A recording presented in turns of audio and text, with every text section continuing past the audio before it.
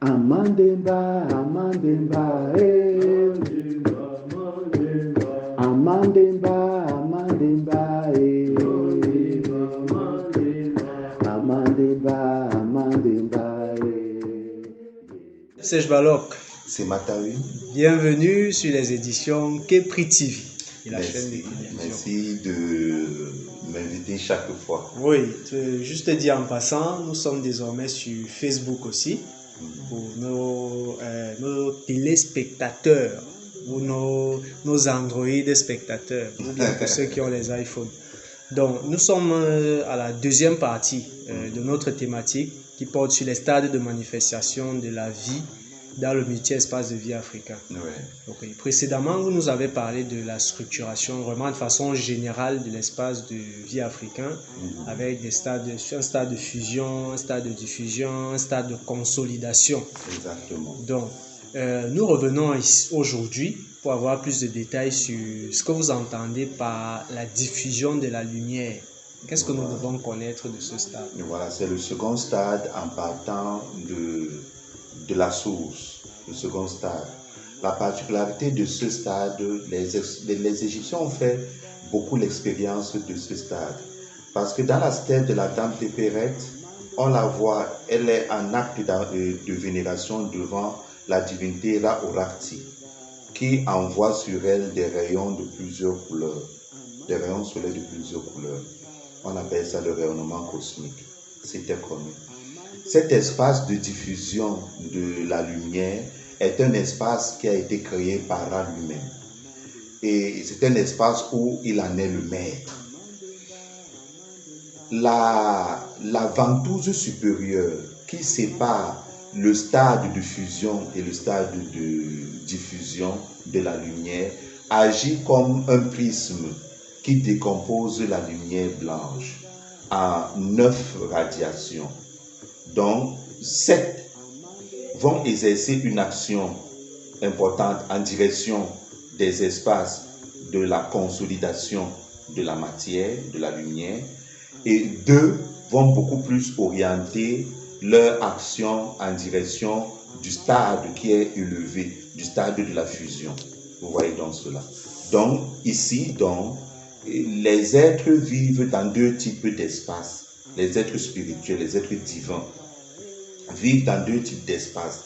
Il y a des êtres qui vivent dans les rayons cosmiques, le rayon bleu ciel, le rayon vert, et ainsi de suite, jaune, violet, et ainsi de suite. Il y a des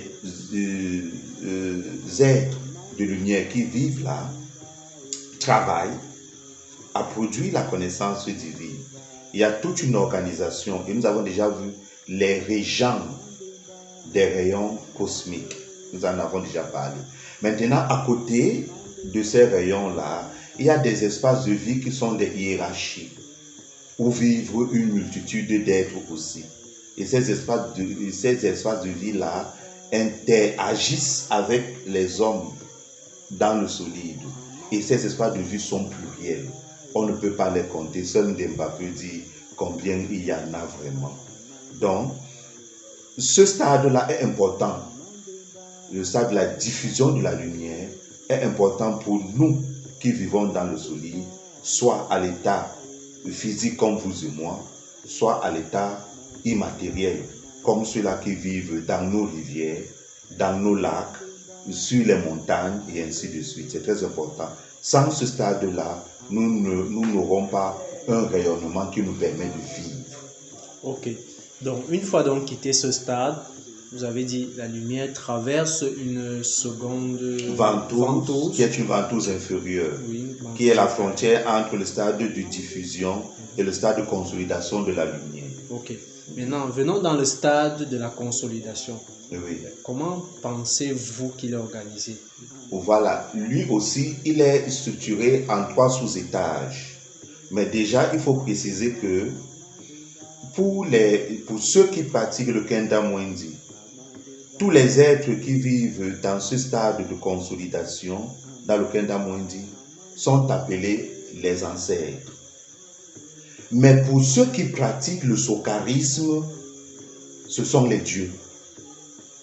Parce que après ce stade de consolidation, il y a un autre stade encore plus bas que celui-là.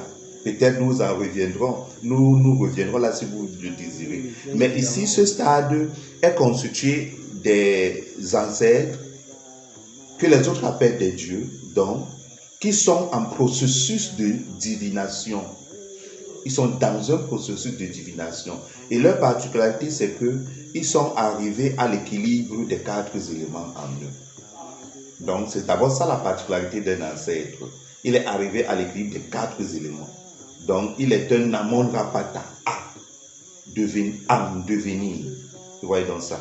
Et quittons, vous préférez du bas vers le haut ou bien du haut vers le bas? On est en train de descendre. D'accord, on est en train de descendre. Une fois que vous franchissez la ventouse inférieure, vous arrivez dans le premier espace de vie qui est l'espace le plus divin de l'espace de la consolidation de la matière. Vous pouvez avoir ici là plusieurs groupes qui vivent ensemble. Mais il y a tous ceux-là qui sont là sont généralement appelés les Zulubé.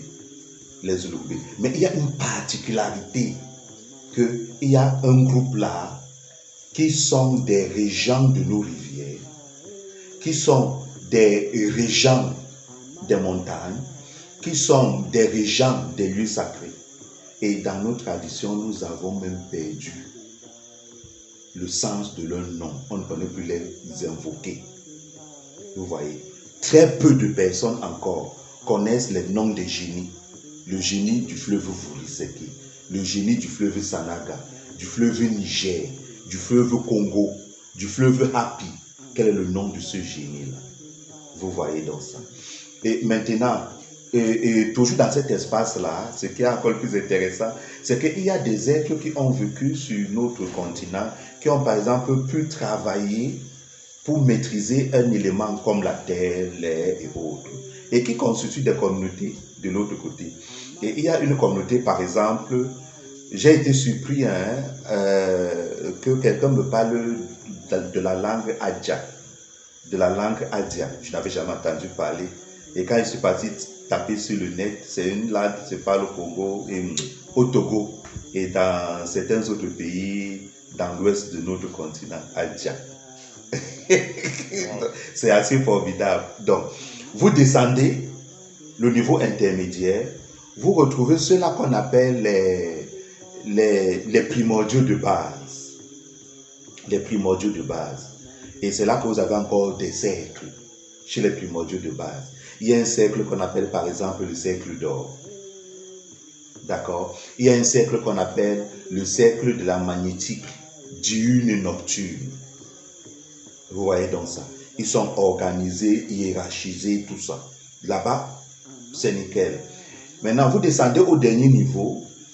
Il y a la plupart, le dernier niveau est appelé le niveau des intégrés fusionnels.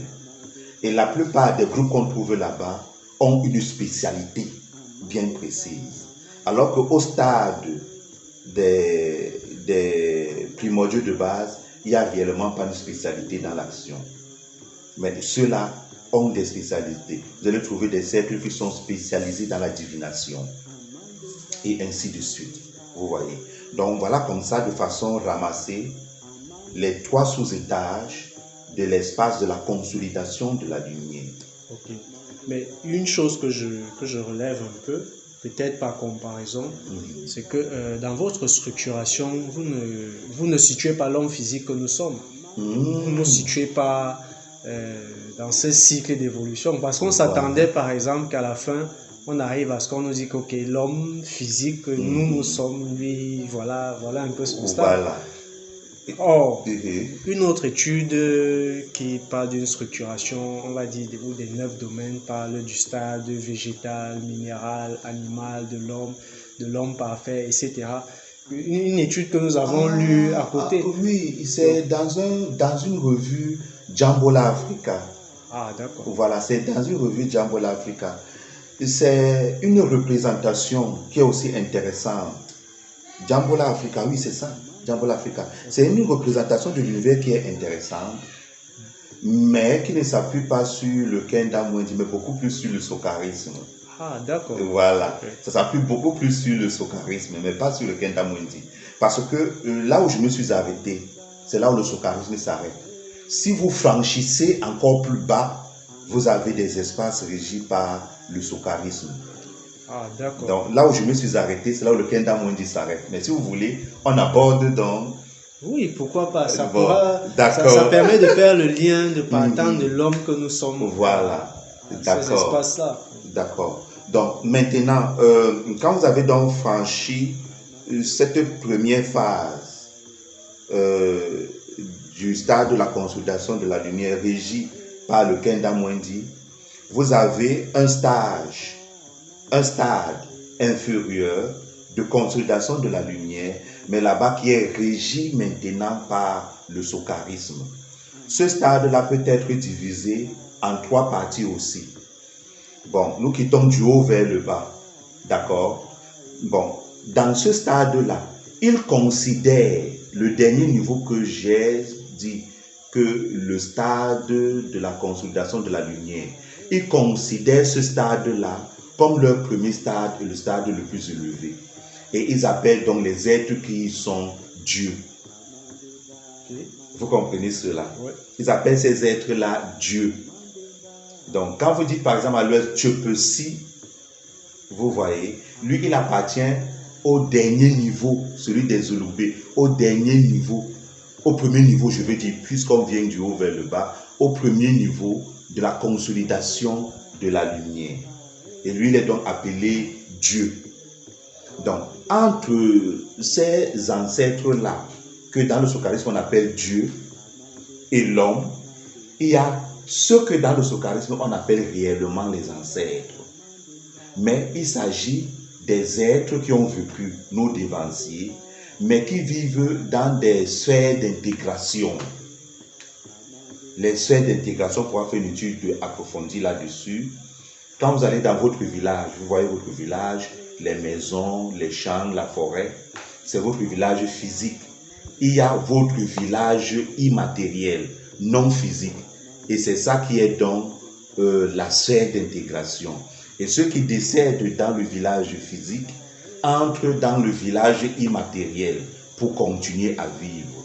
Et c'est ce qu'on appelle donc les ancêtres dans le sokarisme. Vous voyez donc ça. Donc c'est là-bas maintenant, vous avez donc l'homme physique, ces ancêtres-là qui sont dans des espaces d'intégration, et vous avez Dieu, mais qui correspond dans le sokarisme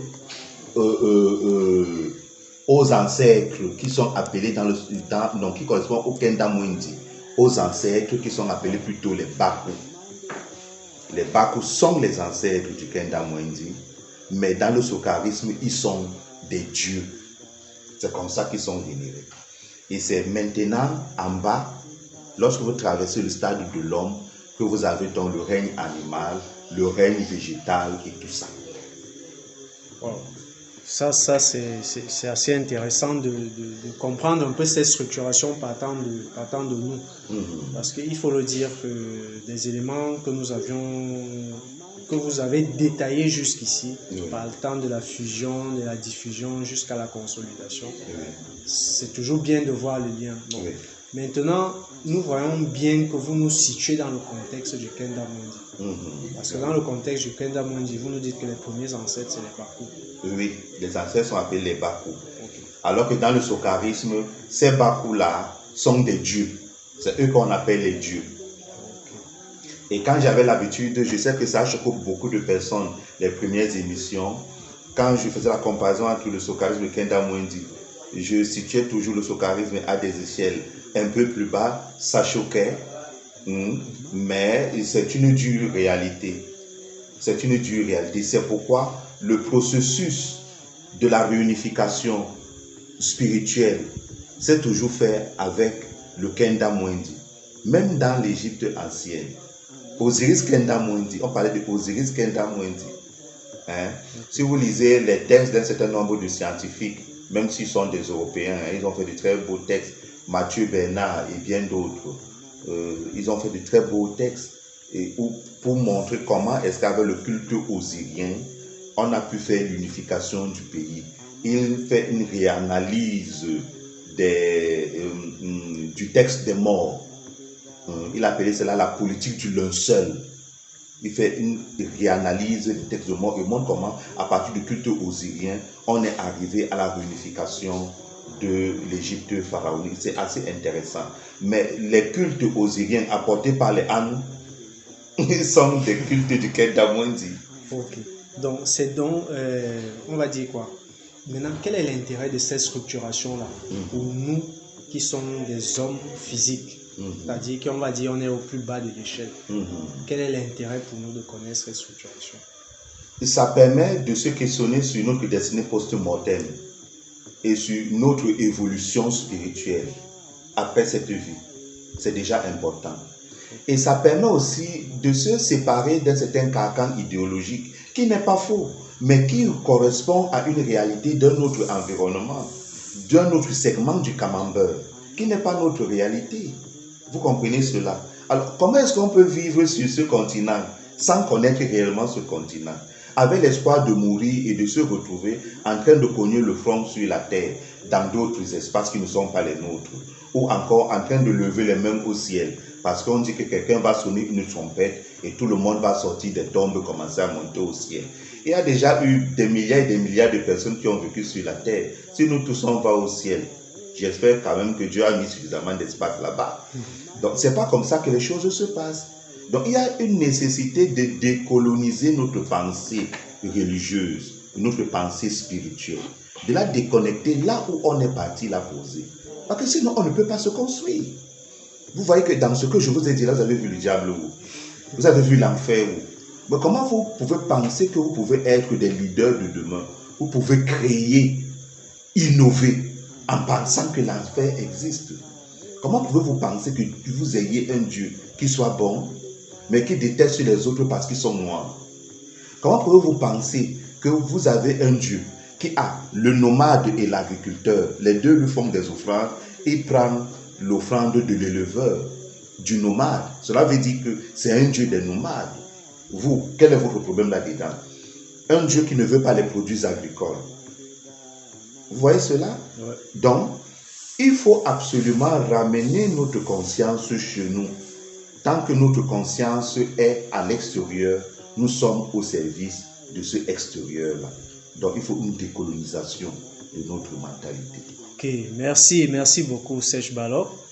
Nous espérons avec les questions que nous allons collecter de tout notre auditoire, de tous ceux qui nous suivent, nous espérons les remonter à vous et pourquoi pas lors d'une prochaine session, une prochaine séance, vous allez un peu plus vous attarder sur certains éléments. D'accord. Donc, merci encore et à très bientôt. À très bientôt.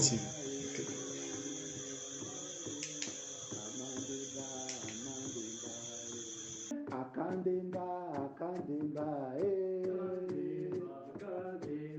akandemba, akandemba, akandemba, akandemba, yeah, akandemba, akandemba.